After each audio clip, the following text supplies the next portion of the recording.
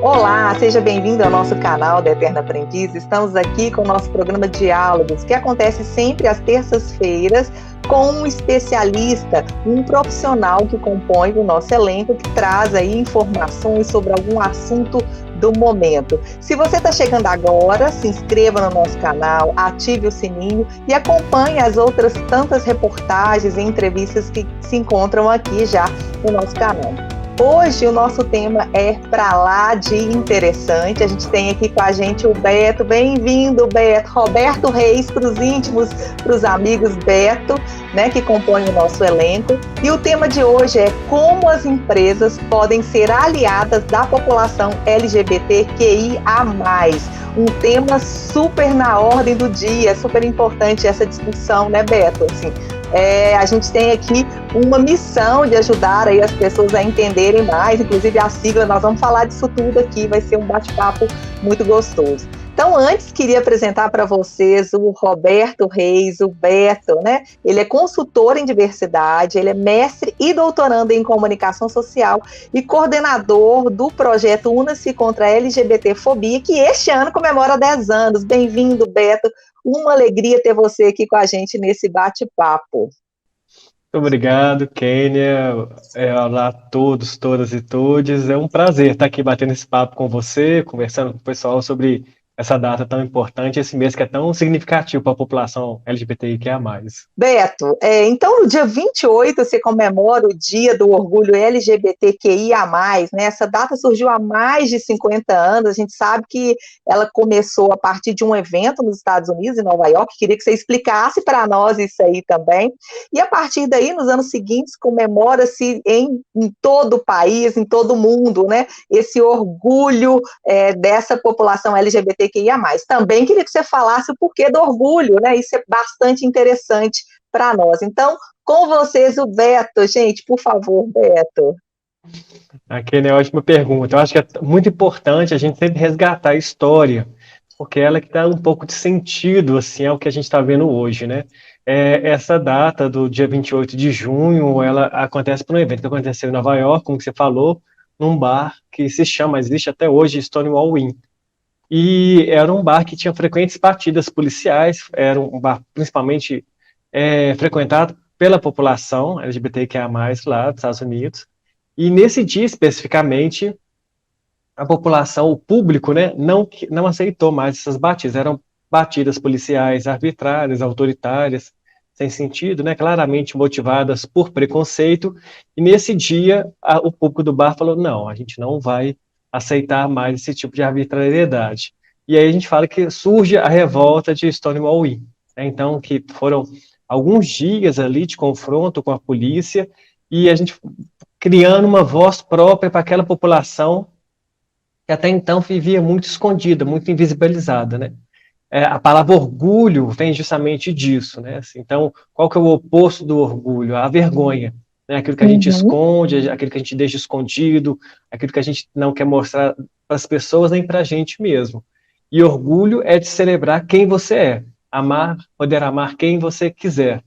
Então, a ideia de ser o orgulho LGBTQIA+, é justamente que fala, olha, todos e todas têm o direito de serem quem são, a democracia comporta essa diversidade, vamos celebrar com alegria justamente essa diferença. E você falou da sigla, né, assim, é muito bacana, porque a sigla foi, ao longo dos anos, aumentando, trazendo novas identidades, né, assim, outros grupos, e eu acho bacana porque mostra tanto que essa própria população, ela é diversa dentro dela mesma. Então, E como que ela acolhe o diferente também, né? Assim, então ela vai agregando, né, Beto? é uma sigla dinâmica. Ela está sempre mudando, ampliando, e eu acho isso bacana porque a gente vai conhecendo outras realidades também, né? Então, a minha realidade de homem gay, por exemplo, com mais de 40 anos, é muito diferente de uma pessoa trans mais jovem. A gente sempre pensa também nesse recorte de raça, né? Então, evoluiu bastante a discussão. Eu acho que é importante a gente não pensar que todos dentro dessa sigla são iguais, porque não são, né? Alguns grupos são mais privilegiados, outros grupos são mais oprimidos, e é importante, inclusive, para as organizações terem consciência disso. Em relação à sigla, a gente pensa assim, o movimento no Brasil, ele começou 10 anos depois, né? Porque nesse período, nos anos 70, a gente estava vivendo uma ditadura militar. Então, com o processo de redemocratização, assim, que a gente começa a ver o surgimento de todos os movimentos sociais, o ressurgimento, né? Todos os movimentos Uhum. sociais, o feminista, o movimento negro e também o movimento LGBTIQIA+.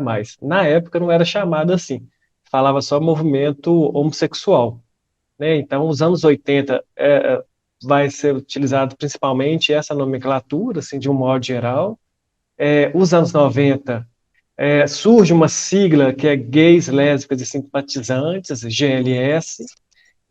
Então, enquanto os anos 80 a gente pensa muito marcado aí pelo combate à epidemia da AIDS, que afetou particularmente essa população e que Uhum. ela foi muito alvo de preconceito, né? Assim, infelizmente, na imprensa, principalmente nos Estados Unidos, era chamado de câncer gay. Então, você vê que tem um preconceito muito grande. Os anos 80 são marcados por esse combate à AIDS, né, e a tentativa de implementação de políticas de prevenção. Nos anos 90, a sigla GLS, em que tem gays, lésbicas e simpatizantes, e a gente começa a perceber um mercado voltado especificamente para esse público. Surgem revistas, jornais, a consolidação de boates, quando as paradas começam a surgir, a se fortalecer, produtos voltados para esse público. Nos anos 2000, a gente percebe o crescimento das leis voltadas especificamente, assim. Então, em Belo Horizonte, Minas Gerais, aprovam leis que são leis de livre manifestação de afeto em público, tem planos nacionais de combate à LGBTfobia, conferências, então tem um avanço muito grande, assim, por meio de leis. E a gente vai falar inicialmente em GLBT, gays, lésbicas, bissexuais, travestis e transexuais, gays, lésbicas, bissexuais, travestis e transexuais. E aí, uma conferência em 2008, 2007, o L passa para frente, né? Então, as lésbicas passam para fica LGBT. Por que isso? Por aquilo que eu falei antes, assim, dentro de cada letrinha tem identidades diferentes que sofrem opressões diferentes. E a realidade das mulheres lésbicas é uma realidade de uma dupla opressão, às vezes tripla. Dupla porque é mulher e é lésbica, e a gente sabe que a Uhum. nossa sociedade é machista. É, tripla porque às vezes é uma mulher lésbica negra, né? Então, é uma tripla opressão, e aí o L para frente é um pouco para dar destaque para essa população, né? Assim, é preciso pensar com mais atenção em relação a elas. E aí, depois dos anos, né, 2010, a gente vai aí percebendo, aumentando, e fala LGBTIQIA+, né? Então, LGBT a gente explicou, só ressaltar que é importante, o T é de transexuais, pessoas trans e travestis. Depois a gente tem o Q, que é queer, que é um nome em inglês, que lá nos Estados Unidos significava um insulto, um xingamento. E aí a população lá se apropriou desse xingamento e colocou como algo positivo. Então são pessoas que não se adequam às normas de gênero, né? A gente pode pensar, por exemplo, as pessoas não binárias, que elas fogem aí do Uhum. binarismo de gênero, masculino e feminino, né? O I, a gente fala pessoas intersexo. Quem são as pessoas intersexos? Antigamente a gente falava hermafroditas. Esse termo não é mais utilizado, né? Então é um termo em desuso. A gente fala pessoas intersexo, que são pessoas que nasceram com os dois sexos. Só que né, o que é importante dizer é que a gente tem mais de 20 tipos de intersexualidade, né? Então, por exemplo, às vezes pode ser uma taxa de hormônio maior, pode ser uma genitália interna que não é visível. Então, é bem mais complexo de imaginar uma pessoa com uma vagina e com um pênis, né? Uhum. O A é de pessoas assexuais, então são pessoas que se envolvem com outras pessoas, mas que não é, têm vontade de fazer sexo. E é muito interessante porque, de fato, uma vez eu estava vendo uma conferência deles e dizendo, olha, tem muito preconceito. Uma sociedade como a nossa, que celebra o sexo, em que até as crianças são sexualizadas, em que tem propaganda que fala que sexo é vida, e tudo mais. Então, quando uma pessoa fala que não gosta de sexo, muitas vezes a gente coloca na patologia, fala, você tem algum problema, você tem que tomar um remédio, ou você tem algum trauma. O que aconteceu para você ser assim? E, de fato, a pessoa pode simplesmente não ter interesse. Não quer dizer que ela não se envolva afetivamente com outras. Ela vai se Uhum. envolver, mas o foco não é a questão do sexo, né? Tem um P, que é de pessoas pansexuais, e aí tem uma letrinha que eu deixei de falar que é muito importante, que é o B, de pessoas bissexuais.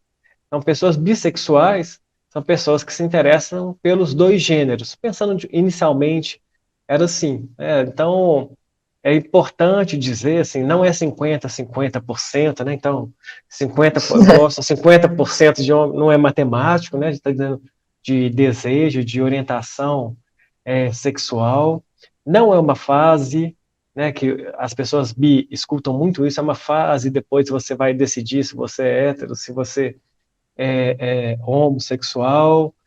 Não a ideia de uma promiscuidade, então eles sofrem, quem fala de bifobia, não dá para confiar na pessoa bi, ela sempre tem maior chance de trair, porque se ela está com um homem, ela vai estar olhando para uma mulher e vice-versa, quer dizer, isso é um comportamento da pessoa, não da orientação sexual, né? Então é muito mais do jeito da Verdade. pessoa ser do que da orientação. E aí, mais recentemente, tem um grupo de pessoas pansexuais. Que são o P, né? O que são as pessoas pansexuais? São as pessoas que se interessam por pessoas, né? Independente de gênero, de sexo, elas se interessam por pessoas, assim. Então, hoje em dia, tanto o bissexual quanto o pansexual têm se aproximado muito, assim. Tem grupos que nem fazem mais essa distinção, mas só para a gente perceber assim, que há ainda algumas pessoas se definem como bi, outras pessoas se definem como pan, mas a gente fala de uma orientação sexual. E tem o mais, né? O mais quer dizer, olha, existem outras identidades que ainda não foram consideradas, mas que podem vir a ser consideradas. Então, mostra essa abertura, como eu falei, é uma sigla dinâmica, eu acho muito bacana porque está aberta ao acolhimento, né? Acho que a gente vai aprendendo muito também. Beto, eu te pedi para falar da sigla, você deu uma aula para nós de história, contextualizando. Gente, que maravilha, quanto que é bom, porque conhecimento liberta, né? Conhecimento tira a gente de um lugar que talvez a gente está pela ignorância, por não saber, né? Então, quanto que isso é bom, muito obrigada aí, né? E para mim fica claríssimo o quanto que essa população é aberta e acolhe o diverso, quando mostra aí o mais, né? Esse mais, assim, pode vir que a gente está aqui para o abraço, né, para o acolhimento. Dizendo aqui para a gente, né, assim, até para focar um pouco e voltar um pouco para o nosso tema do nosso bate-papo de hoje, como que as empresas poderiam ajudar aí nessa causa? Como elas poderiam, de alguma forma, ser aliadas, digamos assim, né, aliadas à população LGBTQI+. O bacana, Kenny, a gente pensar, o mais pode incluir as pessoas aliadas, né? Assim, porque Uhum. uma pessoa LGBTQIA+, ela tem uma família, tem um grupo de amigos, ela está numa comunidade, ela está numa escola, ela está trabalhando, né? Então, ela está inserida na população de um modo geral. E a vida dela afeta a vida de outras pessoas, né? Como nós estamos vivendo em Uhum. comunidade, é sempre assim. E aí, hoje em dia, a gente tem percebido que as organizações elas têm se atentado a essa população, né? E eu acho bacana, algumas pesquisas têm falado, ambientes mais diversos, mais inclusivos, são ambientes mais criativos. E isso afeta positivamente os negócios. E tem uma lógica, assim. Imagina um ambiente em que você pode ser quem você é, que você não tem que se esconder, né? Que você não precisa ter um esforço mental de não mostrar um lado importante da sua personalidade. Então, tira isso. Você pode dar a sua opinião, você pode se expressar. É um ambiente que as pessoas vão tomar mais risco, né? Eu não tenho tanto medo de errar. E não tenho medo de errar, Uhum. quer dizer que eu vou arriscar mais. E quando a gente pensa na criatividade, criatividade é justamente isso, né? Assim, eu arriscar, eu saber que eu vou errar, mas eu retomo e tento e aprendo com o meu erro. Então, realmente são empresas que lucram mais no sentido tanto de clima organizacional quanto também nos negócios. Porque eu consigo também fazer produtos e serviços adequados a uma população, se eu tenho essa população dentro da organização. né? Então, assim, eu não estou criando um produto para a população, mas eu estou criando um produto, um serviço em diálogo com colaboradores que fazem parte dessa população. Então, minha chance de errar é muito menor, né? Porque alguém vai dizer, não, peraí, essa propaganda não está legal, ela tem aí um viés Uhum. inconsciente. Ah, não, peraí, está propaganda, tá mostrando algo que é preconceituoso. Então, você traz uma diversidade que enriquece o olhar sobre os produtos, né? E aí a gente tem percebido que as práticas estão aumentando muito. Uma pesquisa, sabe, de uma consultoria especializada em recrutamento de talentos, de janeiro a maio desse ano, em 2020, eles ofereceram 2 vagas para consultor em diversidade. Em 2021, subiu para 200 vagas. Quer dizer, as empresas elas realmente estão buscando aí esse consultor em diversidade para lidar melhor com esse ambiente mais diverso. Mas, infelizmente, algumas pesquisas têm mostrado assim, uma resistência, né? Então, tem uma pesquisa da Santo Caos que saiu em 2019, que indicou que 40% lá dos entrevistados, assim, foram entrevistados mais ou menos entre 200 e 300 pessoas, já sofreram discriminação no ambiente de trabalho, seja por piadinha, comentários, ou mesmo a pessoa não desejar contato, e também um número alto de organizações que falaram que não contratariam uma pessoa homossexual, né? Então, como que a gente ainda tem Nossa, onde algo vive, né? Onde vive esse onde povo? Que vive, bolha é essa? que bolha. E a gente tem um É, problema para as pessoas trans maior ainda, assim, que elas são expulsas da escola, né? Então, uma pesquisa da ANTRA, Associação Nacional de Travestis e Transsexuais, falou que 72% da população trans abandona o ensino médio e que a taxa de frequência de pessoas trans, né, nas universidades é um número assim, que eu olhei e conferi, que é um pouco assustador.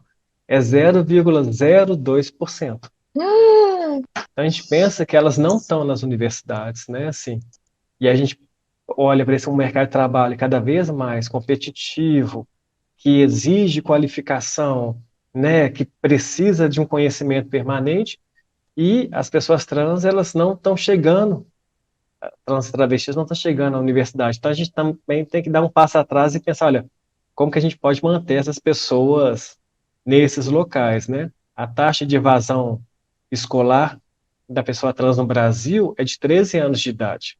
Então, geralmente, nossa. elas abandonam o estudo com Aí 13 não tem anos, como já com... chegar na universidade, né? Se não chega nem no ensino médio, né? Se a gente não Exato, consegue nem no ensino médio, isso mostra claramente o quanto que a gente tem um preconceito estrutural, né? Assim, que precisa muito de políticas públicas, né? Ah, meu Deus, quanta coisa a gente ainda precisa. Por isso é tão importante esse movimento, a gente, enquanto aliado, enquanto força para esse movimento desse orgulho, precisa ter mesmo, porque é uma luta, tem que orgulhar mesmo dessa luta diariamente, né? Uma luta diária, né, Beta? Assim, nossa, a gente fica aqui assim, ó, com o coração apertado. Como que isso é triste, né? Como que a gente ainda tem muito a avançar, né? Assim, não tem como, né? Queria também que você pudesse falar um pouco aí. É claro que a gente sabe que ainda tem muito para avançar, muito para ir, mas imagino que também a gente já tenha ganhado alguns esforços, como você mesmo trouxe com esses dados aí. Impressionante, né? A gente sai aí de 2 para 200, né? 200 profissionais da diversidade que assumem postos, então já é uma esperança, né? A gente teria mais outros pontos de esperança, assim, de acordo assim com o que você colocou para nós? Tem alguns outros que você pudesse trazer como exemplos para a gente? muito, Keira. Assim, eu acho que eu fico muito feliz.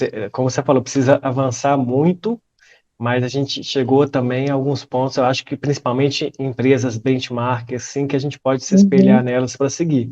Então, primeiro, assim, é uma licença parental estendida para casais uhum. homoafetivos, que é muito bacana, né? 2 pais ou 2 mães, como que isso faz muita diferença, seja a criança biológica, ou seja, por meio da adoção. Algumas empresas têm adotado isso, algumas empresas têm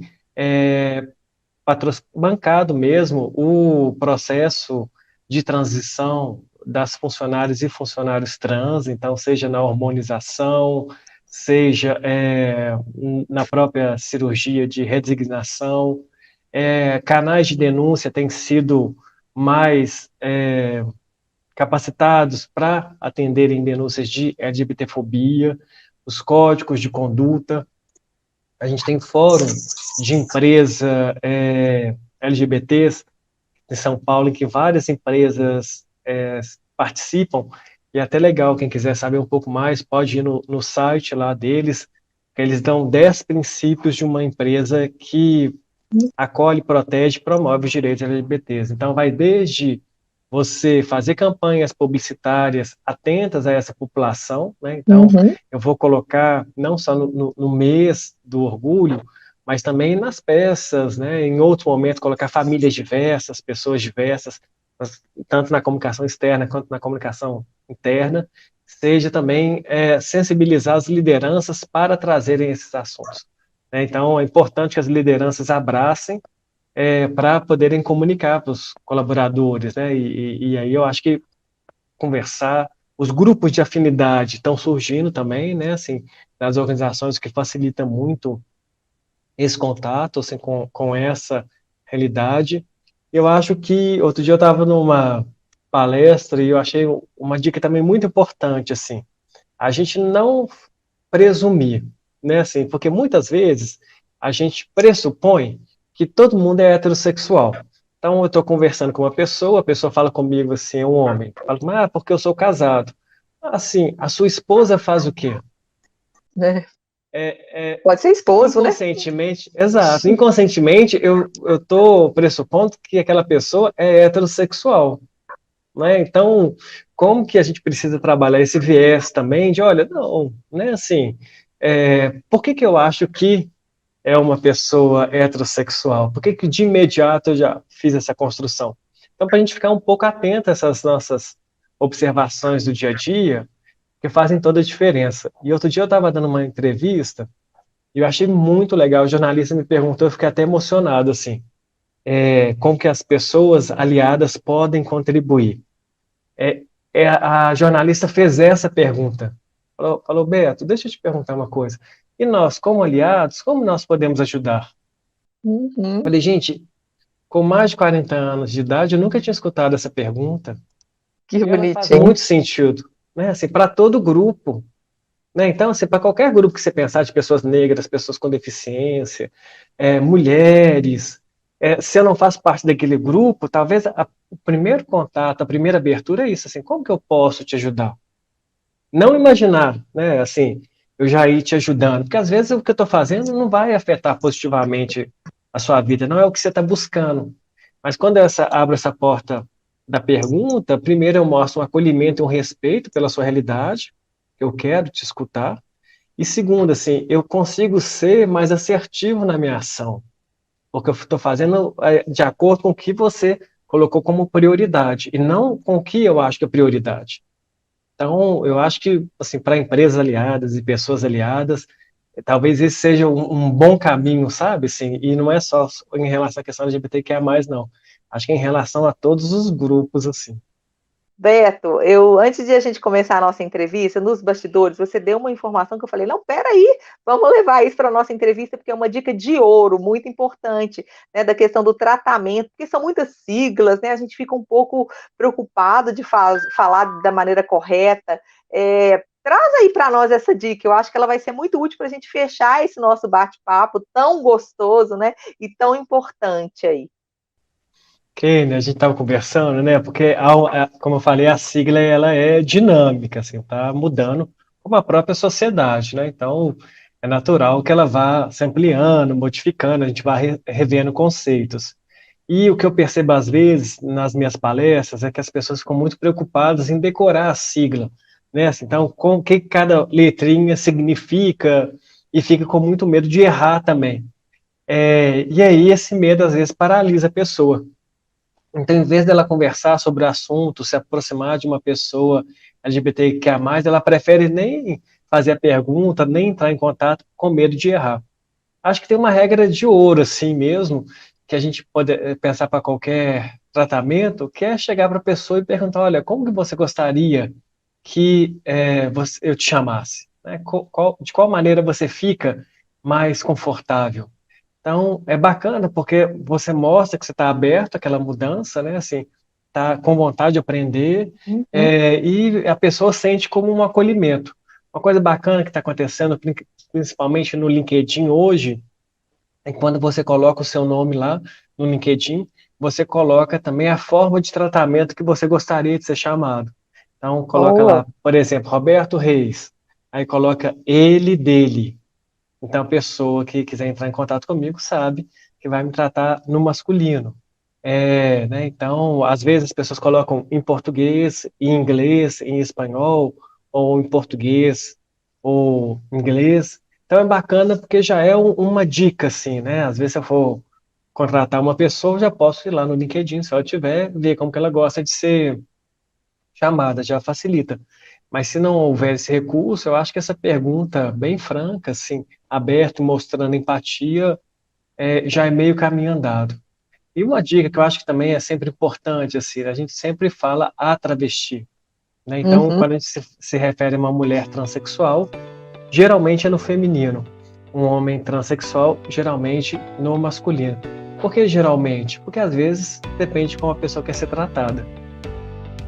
Dica de ouro, né? Nada melhor do que perguntar para a pessoa como você gostaria de ser tratado. Isso serve para todo mundo. Perfeito, Beto. Muito obrigada pelas suas palavras super esclarecedoras, né? Pelo ensinamento que tivemos aqui, uma verdadeira aula, né? Que nos tira da ignorância, nos traz aí para maior empatia e acolhimento, né? Muito obrigada mesmo. E você que esteve com a gente até agora, se gostou, compartilhe, divulgue. Se não está inscrito ainda no nosso canal, por favor, se inscreva, ative o sininho. E também sigamos aqui juntos nas redes sociais, né? No Instagram, somos eternoaprendiz.palestras, LinkedIn e Facebook, Eterno Aprendiz. Muito obrigada, até o próximo diálogo, né? Até mais.